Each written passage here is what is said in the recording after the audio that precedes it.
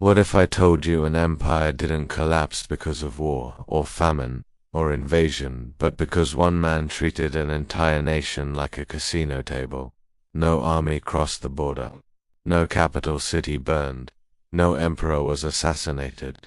Instead, an empire was bankrupted by confidence, leverage, and a belief that money itself could be bent to human will. The strangest part: at first, it worked. This is the true story of how one gambler, celebrated as a genius, hailed as a savior, and trusted with a nation's finances, made a series of bets so massive that when they failed, they nearly erased an empire from history. And the most dangerous lesson of all, we're still playing the same game today. Early 18th century Europe was not a world of spreadsheets and stock tickers. It was a world of kings, gold coins, war debts, and fragile trust.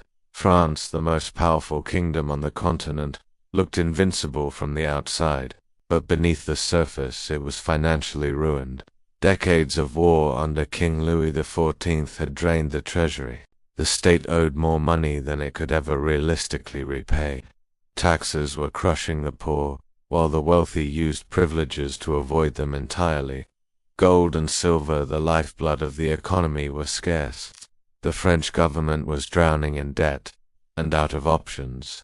That's when a foreigner arrived with an idea so radical it sounded like madness, or salvation. His name was John Law.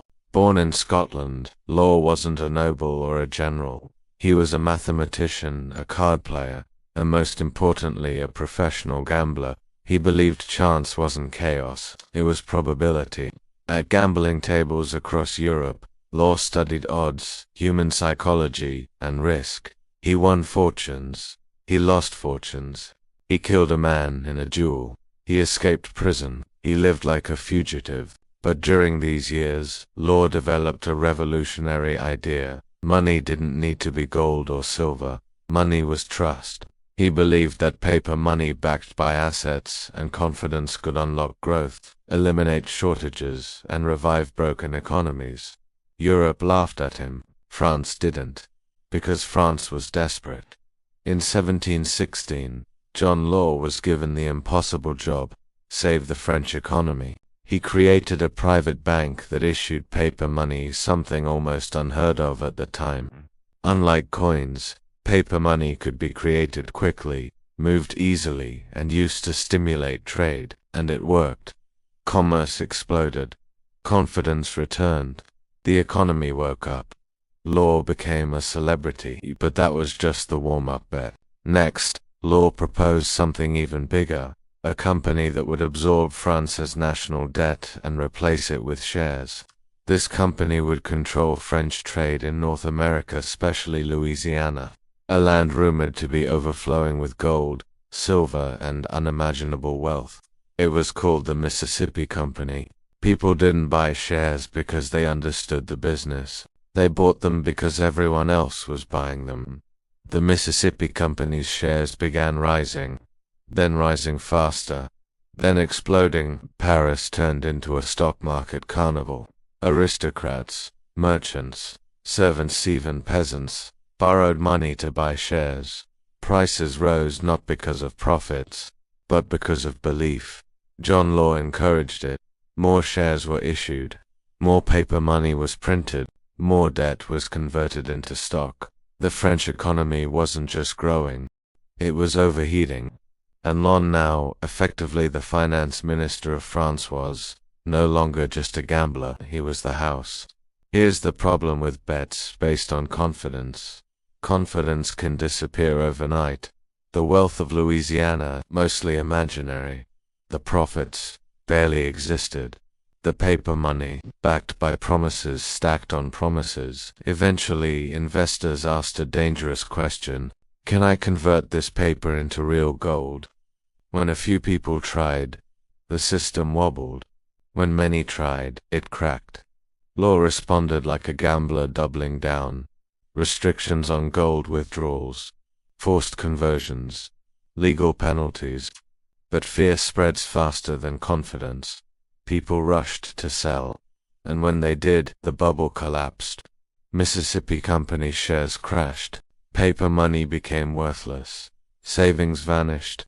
Entire fortunes were erased in weeks. The French public didn't blame the system, they blamed the man.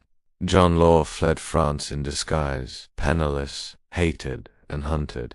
The same people who once worshipped him now cursed his name. France still bankrupt.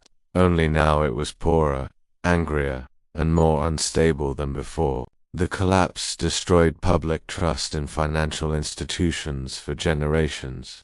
Paper money became synonymous with fraud. The government returned to taxing the poor and borrowing at extreme interest. Economic inequality worsened, and decades later, that pressure would explode into something far worse: the French Revolution. The empire didn't fall immediately, but the fuse had been lit. France tried reforms, it tried austerity, it tried repression, but once trust is destroyed, no policy can fix it quickly. John Law's system failed not because paper money was evil, but because it was abused. Too much leverage, too much speculation, too much faith that prices only go up. Sound familiar? Today, money isn't backed by gold either, it's backed by confidence. Central banks print trillions. Assets inflate rapidly. Debt climbs higher than ever before. And just like in John Law's time, booms are celebrated, warnings are ignored, skeptics are mocked until the moment confidence breaks. History doesn't repeat, but it rhymes. Takeaway number 1. Financial systems run on trust, not math alone. When trust evaporates, even sound systems collapse. Takeaway number 2. Speculation can disguise itself as innovation. New ideas aren't dangerous, inject belief is. Takeaway number 3. When everyone is winning, risk is invisible. Bubbles feel safest at their peak. John Law didn't set out to destroy an empire. He believed he was saving it. That's what makes this story dangerous, because history's greatest disasters aren't caused by villains. They're caused by confidence without limits. So the real question isn't what John Law did wrong, it's this: are we any better at knowing when to stop betting? If you want more true stories that reveal the hidden mechanics behind money, power, and collapse, subscribe, because the past isn't finished teaching us yet.